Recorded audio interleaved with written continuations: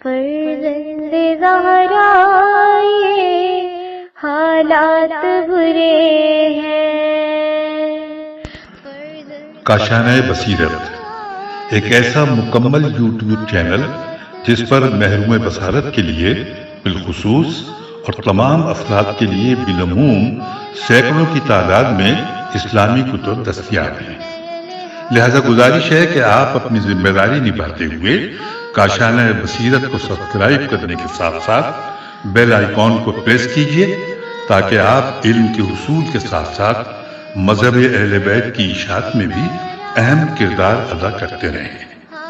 کاشانۂ بصیرت، کاشانۂ بصیرت، کاشانۂ بصیرت۔ فرزند زہرا یہ حالات برے ہیں۔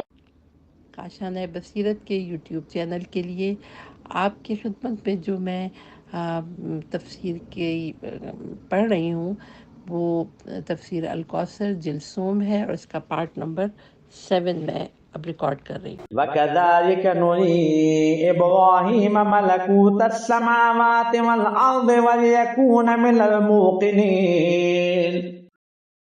اور اس طرح ہم ابراہیم کو آسمانوں اور زمین کا نظام حکومت دکھاتے تھے تاکہ وہ اہل یقین میں سے ہو جائیں۔ پیج نمبر 82 ہے۔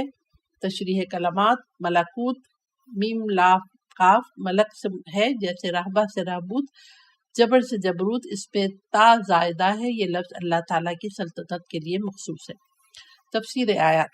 نمبر ایک صورت تو یہ ہے کہ آسمانوں اور زمین کا نظارہ کیا جاتا ہے قطع نظر اس سے کہ آسمان و زمین کس کی مملکت و سلطنت کا حصہ اور کس کی ملکیت ہے۔ مثلا کوئی شخص وسیع و عریض باغات کا نظارہ کرتا ہے اور ان کے حسن و وسعت سے متعجب اور محفوظ ہوتا ہے، لیکن اسے یہ نہیں معلوم کہ یہ باغات کس کے ہیں اور ان باغات کے حسن و خوبی میں کس کی کرشمہ سازی ہے۔ آسمان و زمین اس قسم کے نظارے ہر بصارت رکھنے والا کرتا ہے۔ نمبر 2، ایک نظارہ اس لحاظ سے ہوتا ہے کہ یہ آسمان و زمین کس کی ملکیت اور کس کی سلطنت کا حصہ ہیں۔ اس مالک اور اس حاکم کی طرف توجہ جاتی ہے جس کی مملکت کا یہ حصہ اور جس کی کرشمہ سازی سے اس مملکت میں رعنائیاں آتی ہیں، نظر آ رہی ہیں۔ اس صورت میں جیسے جیسے اس مملکت کی وسعت، حسن اور رعنائی نظر آئے گی، اس ذات کی امیری، بے نیازی اور حاکمیت اس کے ذہن پر منعکس ہوتی جائے گی۔ نمبر 3، حضرت ابراہیم علیہ السلام کو صرف آسمانوں اور زمین کا نظارہ نہیں کرایا بلکہ ان کا ملکوتی نظارہ کرایا کہ یہ سب کس کی ملکیت ہے، ان پر کس کی سلطنت ہے اور سب کس کی کرشمہ سازی ہے۔ نمبر 2، وَلِيَكُونَ مِنَ الْمُوقِنِينَ، اولو العزم انبیاء کو اللہ تعالیٰ ایمان بالغیب کے ساتھ ایمان بالشہود کے درجے پہ فائز کرتا ہے تاکہ ان کا ایمان ایسا ہو جیسا اپنے وجود پر ایمان ہے۔ لہٰذا اللہ تعالیٰ نے ابراہیم کو ملکوتی سیر کرائی اور آسمانوں اور زمین میں اللہ کی سلطنت کا مشاہدہ کرایا۔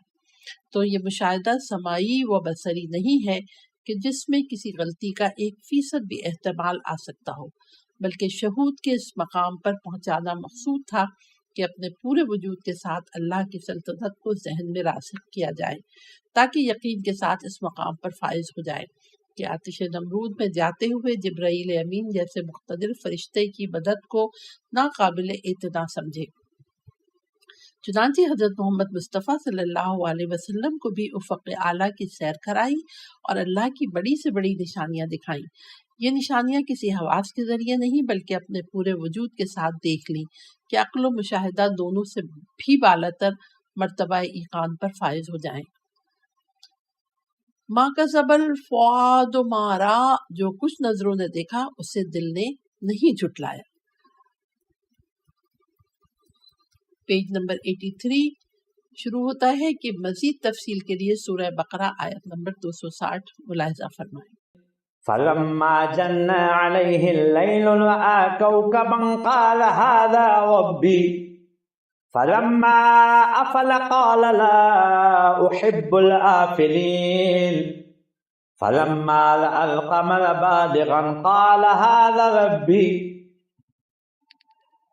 فَلَمَّا أَفَلَ قَالَ لَئِن لَّمْ يَهْدِنِي رَبِّي لَأَكُونَنَّ مِنَ الْقَوْمِ الضَّالِّينَ فَلَمَّا رَأَى الشَّمْسَ بَازِغَةً قَالَ هَٰذَا رَبِّي هَٰذَا أَكْبَرُ فلما أفلت قال يا قوم إني بريء مما تشركون إني وجهت وجهي للذي فطر السماوات والأرض حنيفا وما أنا من المشركين. چنانچہ جب ابراہیم پر رات کی تاریکی چھائی تو ایک ستارہ دیکھا، کہنے لگے یہ میرا رب ہے۔ پھر وہ غروب ہو گیا تو کہنے لگے میں غروب ہونے والوں کو پسند نہیں کرتا۔ پھر جب چمکتا چاند دیکھا تو کہا یہ میرا رب ہے۔ جب چاند چھپ گیا تو بولے اگر میرا رب میری رہنمائی نہ کرتا تو میں بھی ضرور گمراہوں میں سے ہو جاتا۔ پھر جب سورج کو جگمگاتے ہوئے دیکھا تو بولے یہ میرا رب ہے، یہ سب سے بڑا ہے۔ پھر جب وہ بھی غروب ہو گیا تو کہنے لگے اے میری قوم، جن چیزوں کو تم اللہ کا شریک ٹھہراتے ہو میں ان سے بیزار ہوں۔ میں نے تو اپنی رخ پوری یکسوئی سے اس ذات کی طرف کیا ہے جس نے آسمانوں اور زمین کو پیدا کیا ہے، اور میں مشرکوں میں سے نہیں ہوں۔ تشریح کلمات جنہ کے جا نانا کے جا نون نون کے اصل معنی کسی چیز کو حواس سے پوشیدہ کرنے کے ہیں۔ جنت اللیل اسے رات نے چھپا لیا، الف فیلام کے معنی مہتاب اور نجوم وغیرہ کے غروب ہونے کے ہیں۔ بزغ الشمس کے معنی سورج کا طلوع ہونا ہے جبکہ اس کی روشنی پھیل رہی ہو۔ تفسیر آیات حاضر ربی عصر ابراہیم علیہ السلام کے مشرکین کا عقیدہ تھا کہ اللہ نے کائنات کی تدبیر مختلف پیج نمبر 84 یہاں سے کنٹینیو ہو رہا ہے کہ مختلف دیوتاؤں کے سپرد کر رکھی ہے، لہذا بندے کو چاہیے کہ وہ ان دیوتاؤں سے کے ذریعے اللہ تک رسائی اور اللہ کی قربت حاصل کرے۔ تازہ ترین کھدائیوں سے جو کتبے ملے ہیں ان سے پتہ چلتا ہے کہ اس زمانے میں ہر شہر کا دیوتا جدا ہوتا تھا اور اس کو رب البلد کہتے تھے۔ یہ دیوتا کسی ستارے یا چاند سورج سے مربوط سمجھا جاتا تھا، مثلا چاند دیوتا کو ننار اور سورج دیوتا کو شماش کہتے تھے۔ اس طرح ہر قوم ہر قبیلے کا اپنا دیوتا ہوتا تھا۔ لوگ انہی سے اپنی تقدیر وابستہ سمجھتے تھے، لہٰذا انہی سے اپنی حاجتیں بھی مانگتے تھے اور تمام مراسم عبادات انہی کے آگے بجا لاتے تھے۔ ان کے علاوہ ہزاروں کی تعداد میں ان کے چھوٹے چھوٹے دیوتا ہوتے تھے۔ اب تک 5000 خداؤں کے نام ملے ہیں۔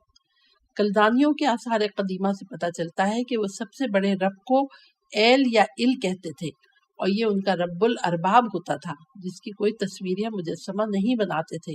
ان کے نزدیک یہ رب صفات مخلوق اور ان کے تخیلات سے بالاتر تھا۔ بظاہر یہ عقیدہ انہیں حضرت نوح علیہ السلام سے وراثت میں ملا ہے۔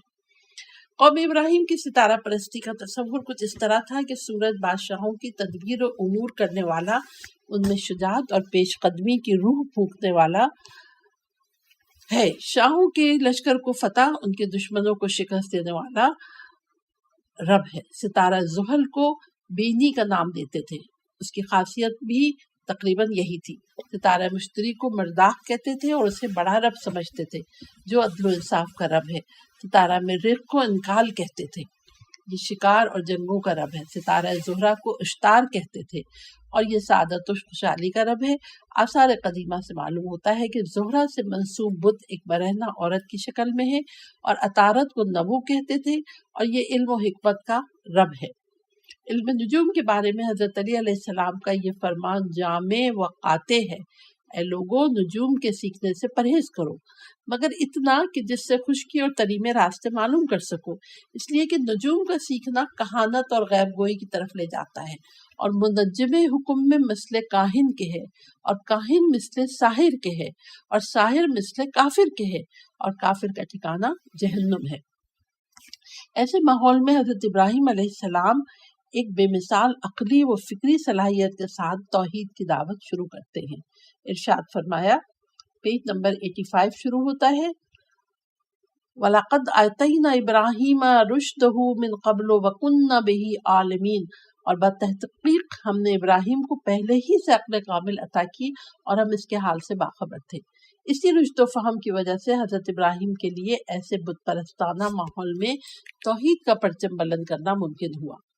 حضرت ابراہیم نے اس دعوت میں حکیمانہ انداز اختیار کرتے ہوئے لوگوں کے اس عقیدے سے فائدہ اٹھایا کہ انسانی امور کی تدبیر کسی طاقت کے ہاتھ میں ہے اور اسی کو رب تسلیم کر لینا چاہیے۔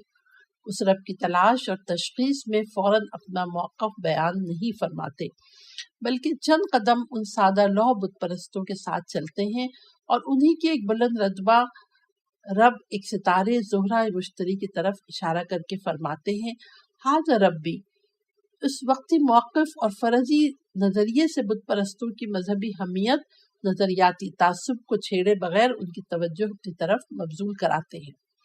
فلما افلا، جب یہ ستارہ ڈوب جاتا اور نظروں سے غائب ہو جاتا، دوسرے لفظوں میں مزعوع رب اپنے بندوں کو بے سہارا چھوڑ کر پس پردہ چلا جاتا ہے۔ حضرت ابراہیم لوگوں کو اس رب کی بے مہری کی طرف متوجہ کرتے ہیں۔ لا احب العافلین، مجھے غائب ہونے والے پسند نہیں ہیں۔ کہتے ہیں کہ اس بارے میں لوگوں کا یہ نظریہ تھا کہ جب ستارے طلوع ہوتے ہیں تو طاقتور ہوتے ہیں اور جب غروب ہوتے ہیں تو کمزور ہو جاتے ہیں۔ ممکن ہے اسی نظریے کے مطابق فرمایا ہو کہ میں کمزوروں سے محبت نہیں کرتا۔ ایسا رب مجھے پسند نہیں ہے جو کمزوری کی وجہ سے چھپ جاتا ہے، کیونکہ رب اور مربوب کے درمیان محبت ہی کا رشتہ ہوتا ہے۔ اور لوگوں میں سے کچھ ایسے لوگ ہیں جو اللہ کے سوا دوسروں کو اس کا مد مقابل قرار دیتے ہیں اور ان سے ایسی محبت کرتے ہیں جیسی محبت اللہ سے رکھنی چاہیے۔ امام جعفر صادق علیہ السلام سے روایت ہے، وَحَلِ الدِّينَ إِلَّا الْحُبُّ، کیا دین محبت کے علاوہ کسی اور چیز کا نام ہے؟ حضرت ابراہیم علیہ السلام براہ راست اس محبت کو نشانہ بناتے ہیں جس پر عقیدہ قائم ہے، اور فرماتے ہیں لا احب العافلین، میں غائب ہونے والوں سے محبت نہیں کرتا ہوں۔ جب چاند طلوع ہوتا ہے تو پھر اسی استدراجی طرز استدلال کو اختیار فرماتے ہیں کہ ستارہ نہ صحیح، چمکتا چاند میرا رب ہے۔ جب چاند بھی اپنے بندوں کو بے سہارا چھوڑ کر ڈوب جاتا ہے اور وہی بے رخی اختیار کرتا ہے، تو اس بار حضرت ابراہیم نے اپنے حقیقی رب کی طرف اس طرح نشاندہی کی، پیج نمبر 86 ہے، کہ اگر میرا رب میری رہنمائی نہ فرماتا تو میں گمراہوں میں سے ہو جاتا۔ جب سورج نے طلوع کیا تو وہی طرز استدلال اختیار کیا، فرمائے تو کافی بڑا ہے، یہی میرا رب ہے۔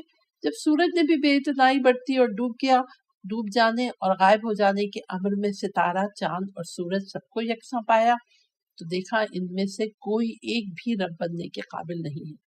یہاں پر آمدم برسر مطلب کے طور پہ کہا، اے قوم، جن چیزوں کو تم اللہ کے شریک بناتے ہو ان سے میں بیزار ہوں۔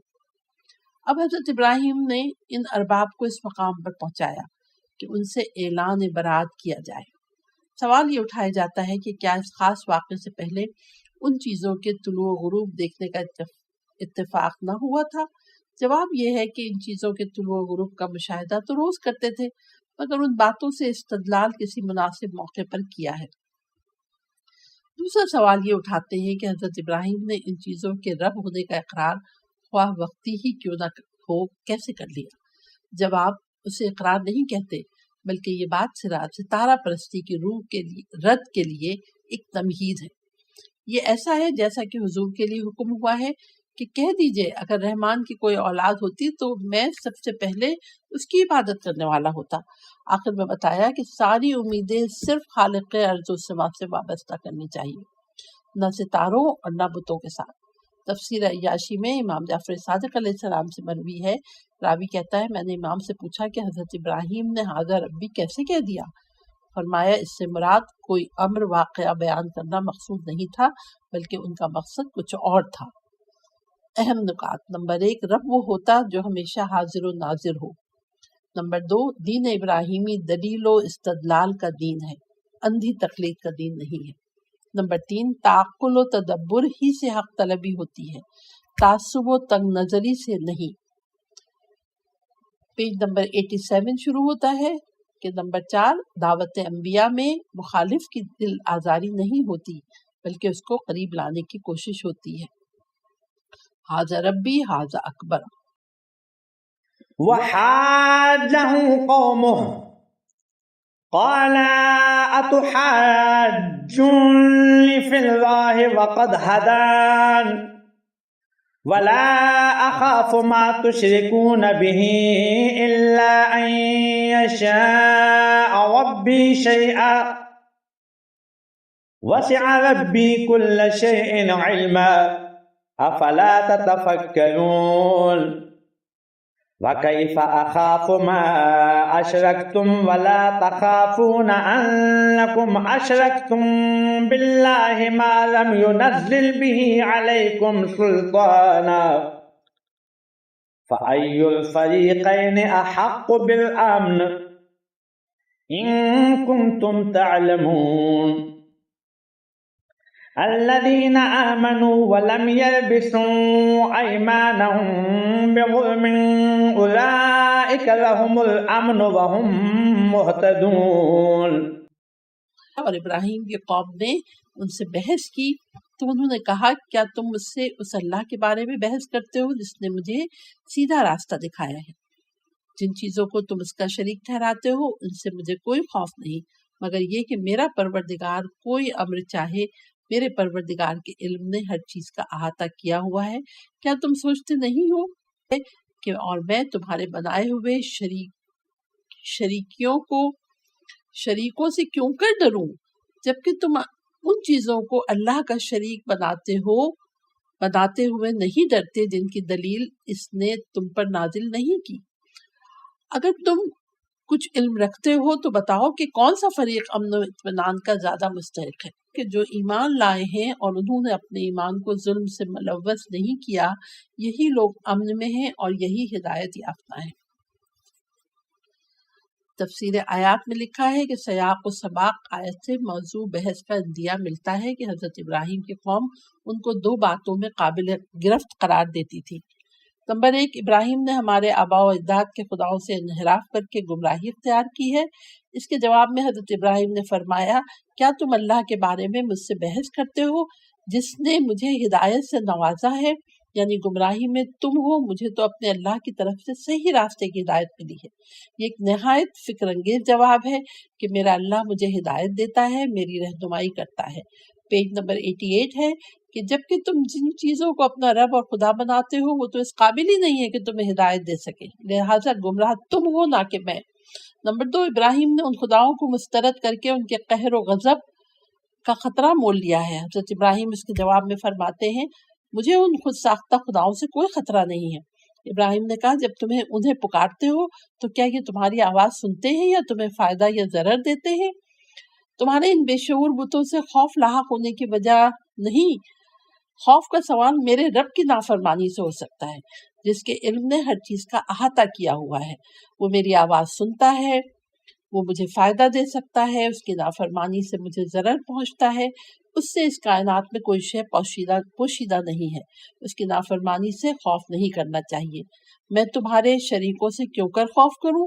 یہ شریک نہ شعور و ادراک رکھتے ہیں، نہ نفع و ضرر میں کوئی دخل رکھتے ہیں۔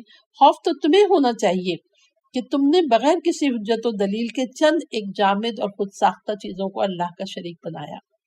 توحید پرست اور بت پرستوں میں موازنہ فرمایا کہ ان دونوں میں سے کون امن و سکون کا مستحق ہے۔ توحید پرست اپنے موقف پر دلیل و برہان رکھتے ہیں، انہیں اپنے موقف پر یقین کامل ہے، جبکہ بت پرست اپنے موقف پر کوئی دلیل و برہان نہیں رکھتے، نہ یقین رکھتے ہیں بلکہ وہ آباء و اجداد کی اندھی تقلید میں یہ دین اپناتے ہیں۔ لہٰذا حضرت ابراہیم نے ان کو یہاں دعوت فکر دی اور فرمایا بتاؤ کون سا فریق امن و اطمینان کا مستحق ہے۔ لوگوں کے وجدان اور ضمیر کو جھنجھوڑنے اور ضمیر کی عدالت عظمیٰ میں مقدمہ پیش کرنے کے بعد ایک ابدی فیصلہ سنایا گیا، وہ ہے جو لوگ ایمان لائے ہیں اور انہوں نے اپنے ایمان کو ظلم سے ملوث نہیں کیا، یہی لوگ امن میں ہیں اور یہی ہدایت یافتہ ہیں۔ اپنے ایمان کو ایسے ظلم سے ملوث نہ کریں جس سے ایمان غیر مؤثر ہو کر رہ جائے۔ اس میں شرک بھی شامل ہے اور غیر شرک، اور ہر وہ گناہ جو اپنے ایمان کے تقاضوں کے منافی ہو، جیسے سورہ حجرات آیت نمبر 2 میں فرمایا ہے۔ صفحہ نمبر 89 شروع ہوتا ہے جس میں یہ لکھا ہوا ہے کہ اے ایمان والو اپنی آوازیں نبی کی آواز سے بلند نہ کرو اور نبی کے ساتھ اونچی آواز میں بات نہ کرو، جس طرح تم آپ میں ایک دوسرے سے اونچی آواز میں بات کرتے ہو، کہیں تمہارے اعمال حبط ہو جائیں تمہیں خبر بھی نہ ہو۔ انسان سے ایسا ظلم سرزد ہو سکتا ہے کہ جس سے اس کے سارے اعمال ضائع ہو جائیں۔ مطلب یہ ہے کہ صرف ایمان کا اظہار کافی نہیں ہے جب تک اس کے آثار کردار پہ ظاہر نہ ہو، یعنی انسان کو وہ ایمان امن دے سکتا ہے جو اس کے کردار پر مؤثر رہے اور ظلم بنفس نہ کرے۔ ایمان والے ہی دنیا و آخرت میں امن و سکون میں ہوتے ہیں۔ دنیا میں بھی وہ لوگ جو ایمان کی دولت سے محروم ہیں قلبی سکون اور نفسیاتی اطمینان سے محروم ہوتے ہیں۔ جو میرے ذکر سے منہ موڑے گا اسے یقیناً ایک تنگ زندگی نصیب ہوگی۔ اہل تقویٰ یقیناً امن کی جگہ میں ہوں گے۔ البتہ دارین کے اس امن و سکون کے لیے ضروری ہے کہ اس ایمان کو ہر قسم کے ظلم و زیادتی سے پاک رکھا جائے، نہ اپنے نفس پر ظلم کرے نہ دوسروں پر۔ ایسا ظلم جو ایمان کے منافی ہو، ایمان کے آثار کے خلاف ہو، مثلا گناہان کبیرہ کے اس طرح مرتکب ہوں کہ ان گناہوں سے رکنے کے لیے ان کے باطن میں کوئی رکاوٹ نہ ہو، دوسروں پر اس طرح ظلم کریں کہ ضمیر اور وجدان ان کے آڑے نہ آئے۔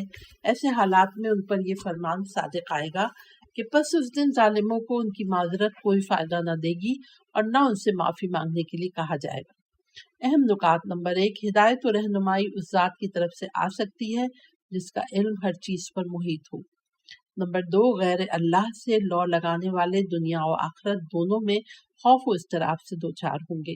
نمبر 3، ایمان کا ہونا اور ظلم کا نہ ہونا دو ایسے ستون ہیں جن پر امن و سکون قائم ہے۔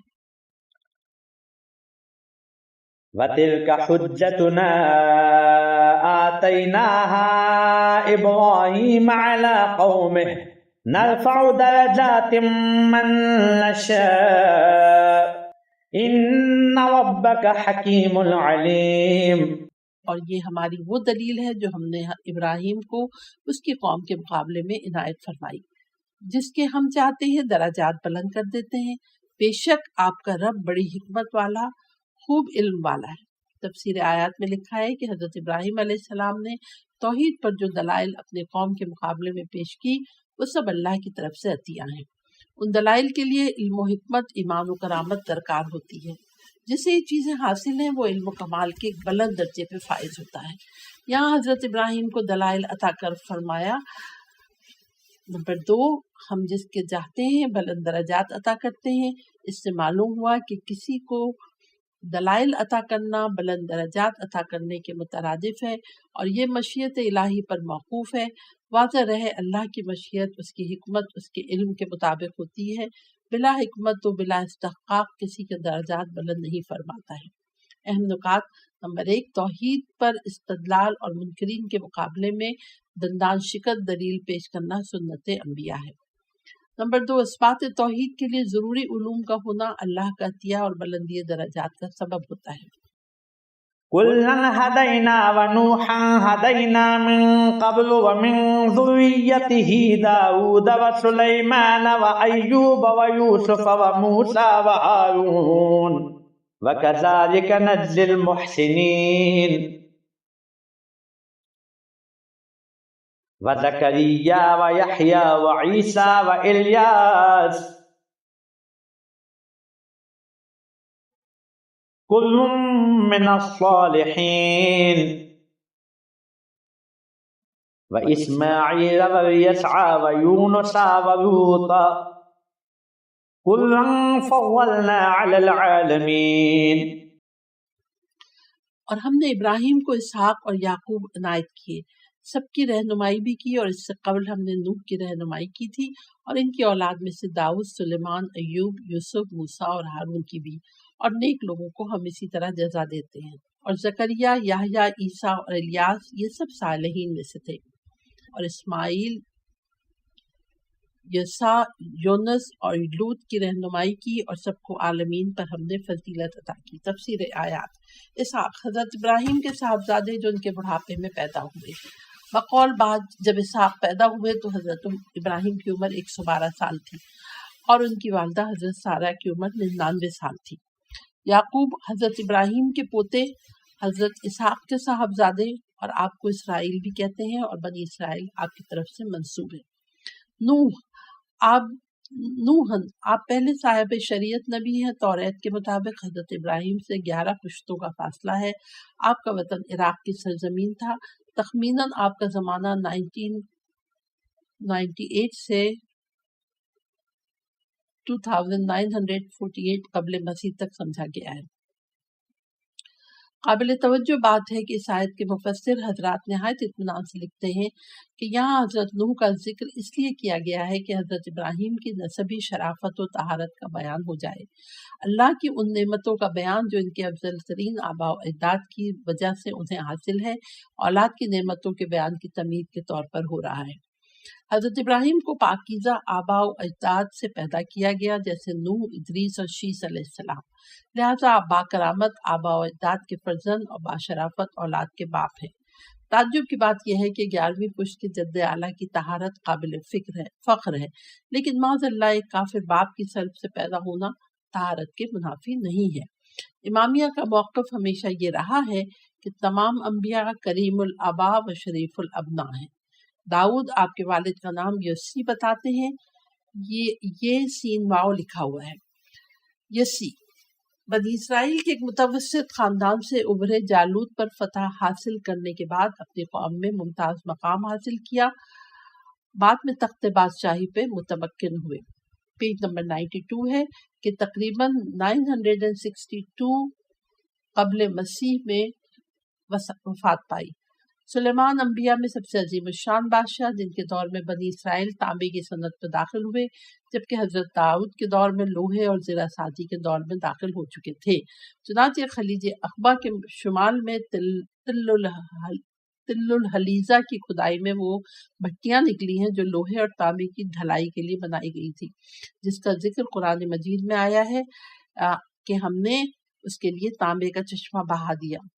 ایوب، آپ عرب قوم سے تعلق رکھتے تھے، آپ صبر کے لیے مثال بن گئے۔ آپ کے زمانے کا اندازہ 15 یا 16 صدی قبل مسیح کا لگایا گیا ہے۔ یوسف، آپ کنعان یعنی فلسطین میں پیدا ہوئے، بعد مصر کے بادشاہ ہوئے۔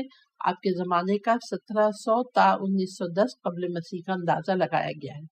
زکریا بنی اسرائیل کے نبی حضرت مسیح کے خالو ہیں۔ انہوں نے بڑھاپے میں بیٹے کے لیے دعا کی اور قبول ہوئی، اور حضرت یحییٰ پیدا ہوئے۔ یحییٰ انجیل میں ان کا نام یوحنا آیا ہے، 30 عیسوی میں وفات پا گئے۔ الیاس، ان کو تورات میں ایلیا کا نام دیا گیا ہے۔ الیشا کی تعریب ہے، قاعدت و عبرانی شین کو عربی میں سین سے تبدیل کرتے ہیں۔ یونس، نینوا یعنی موجودہ عراقی موصل کے پیغمبر، آپ کا زمانہ 741 سے لے کر 781 قبل مسیح بتایا جاتا ہے۔ لوط بن حاران، آپ حضرت ابراہیم کے بھتیجے تھے۔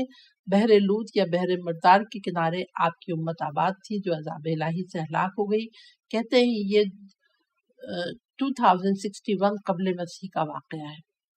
مباحث: نمبر 1، ذریت ہی کی ضمیر نوح کی طرف ہے یا ابراہیم کی طرف، اس میں تردد ہے۔ قریب ہونے بعض مذکورہ انبیاء کے حضرت ابراہیم کی اولاد نہ ہونے کی وجہ سے ممکن ہے یہ ضمیر نوح کی طرف جائے، اور چونکہ سلسلہ کلام حضرت ابراہیم کے بارے میں ہے لہذا ان کی اولاد کا ذکر ہے، تو ضمیر کا ابراہیم کی طرف جانا زیادہ مناسب ہے۔ نمبر 2، ان ذریتوں میں حضرت عیسیٰ علیہ السلام کا بھی ذکر ہے، خواہ ضمیر نوح طرف جائے یا ابراہیم علیہ السلام کی طرف جائے۔ یہ بات اس امر پر دلیل ہے کہ دختر کی اولاد کو بھی ذریت کہنا صحیح ہے، یعنی نواسے بھی۔ پیج نمبر 93 ہے کہ چنانچہ حضرت امام کے پیج نمبر 92 سے پہلے لکھیں یعنی نواسے بھی ذریت میں شامل ہوئے۔